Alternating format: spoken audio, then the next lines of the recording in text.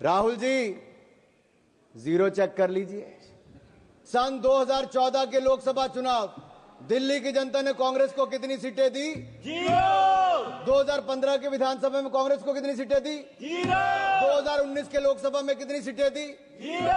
2020 के विधानसभा में कितनी सीटें दी? 2024 के लोकसभा में कितनी सीटें दी? 2025 के विधानसभा में कितनी सीटें दी? अगर ये जीरो का रिकॉर्ड बनाने का काम किसी ने किया है तो राहुल जी के नेतृत्व में कांग्रेस पार्टी ने किया है। हमारे समय टैक्स में राहत दी जाती है और साथ ही साथ टैक्स कलेक्शन बढ़ाकर भी दिया जाता है। One nation one tax, GST लाने का किसी में दम था तो प्रधानमंत्री नरेंद्र मोदी जी लेकर आए। आज रिकॉर्ड जीएसटी कलेक्शन है साहब, 1,75,000 करोड़ रुपया औसतन हर महीने का टैक्स कलेक्शन है। उसका सबसे बड़ा लाभ राज्य की सरकारों को मिल रहा है।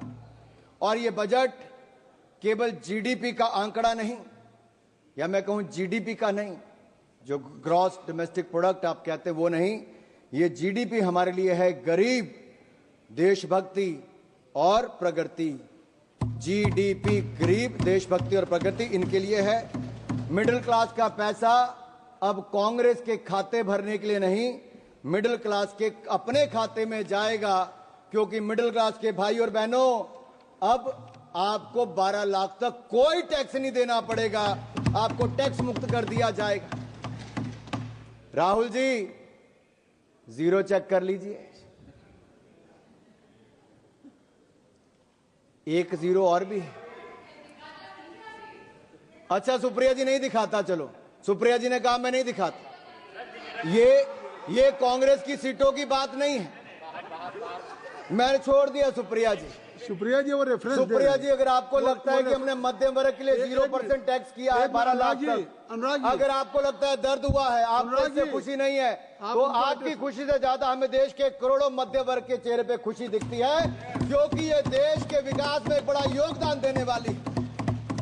ये जीरो गिनने की बात आप उनको मत एड्रेस करिए, आप इधर एड्रेस। माननीय सभापति जी, ये जीरो चेक करने की बात मैंने राहुल गांधी जी से की और वो आपने रेफरेंस दिया है, और मैंने रेफरेंस दिया है, और मैं आप सबके सामने पूछ, माननीय सभापति जी, सन 2014 के लोकसभा चुनाव दिल्ली की जनता ने कांग्रेस को कितनी सीटें दी?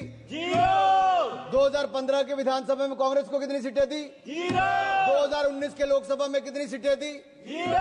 2020 के विधानसभा में कितनी सीटें दी? 2024 के लोकसभा में कितनी सीटें दी? 2025 के विधानसभा में कितनी सीटें दी? अगर ये जीरो का रिकॉर्ड बनाने का काम किसी ने किया है तो राहुल जी के नेतृत्व में कांग्रेस पार्टी ने किया है। आप नहीं, nothing will go on record, nothing will go on record.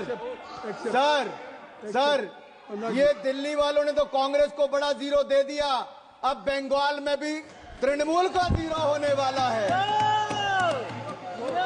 Kindly address to the chair. Nothing will go on the record except Anurag Thakur ji. Please you address. Sir, मैं मध्य वर्ग पर टैक्स की बात कर रहा था। सर,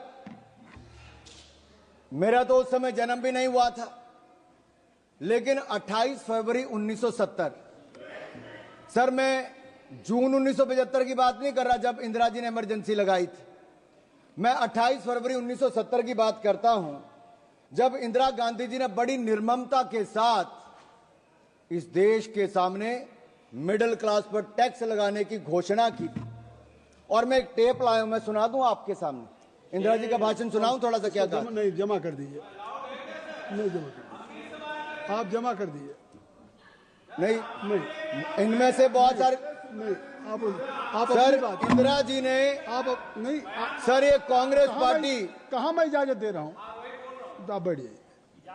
सर, कांग्रेस चाहती है कि इंदिरा जी की टेप ना चले, नियम कहता है कि ना चले, लेकिन मैं आंकड़ा जरूर बताना चाहता हूं कि कैसे इंदिरा जी ने एक और तो इमरजेंसी लगाकर काला अध्याय दिया, लेकिन दूसरा 28 फरवरी 1970 को सरकार के टैक्स स्ट्रक्चर को देख लीजिए, जहां पर कमाई करने वाले जिनको दिन रात मेहनत करते थे उनको डायरेक्ट टैक्स 97.5% लगा दिया गया था, 97.5% टैक्स लगा दिया था। और सर, मैं सुप्रिया जी से पूछना चाहता हूं, मनीष तिवारी जी और अन्य विपक्ष के नेताओं से पूछना चाहता हूं, उस समय का 97.5% टैक्स ठीक था या आज नरेंद्र मोदी जी की सरकार में 0 टैक्स ठीक है? उस समय 5,000 के बाद इतना टैक्स लग जाता था।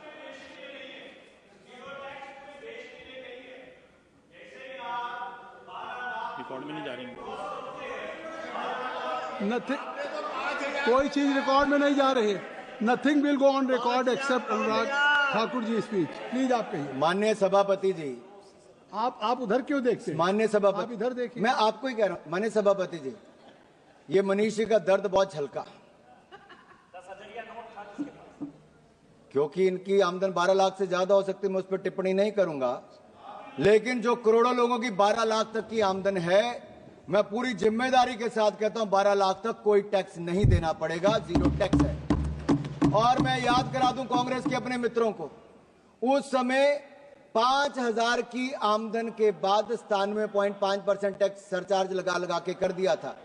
और काला धन अगर किसी के कारण इकट्ठा हुआ, भाई निशिकांत दुबे जी को याद होगा, प्रणब मुखर्जी ने जो अपना व्हाइट पेपर दिया था, उस सब में कहा गया था कि काला धन के पीछे कारण क्या है, तो उस समय की कांग्रेस की नीतियां थी जो काला धन करने के लिए काम करना पड़ता था। यही दिया था कि नहीं दिया? अगर ये सब इनके समय हो, सर हम तो देश के लोगों को ईमानदारी से टैक्स देने की बात कर रहे हैं और देश के टैक्स पेयर का धन्यवाद करते हैं, वो ईमानदारी से टैक्स दे रहे हैं, तो आज जाकर जनता को पक्का मकान भी मिल रहा है, शौचालय भी मिल रहा है, पानी भी मिल रहा है, अनाज भी मिल रहा है। ये मिल रहा है क्योंकि एक ईमानदार सरकार नरेंद्र मोदी जी के नेतृत्व में चल रही है।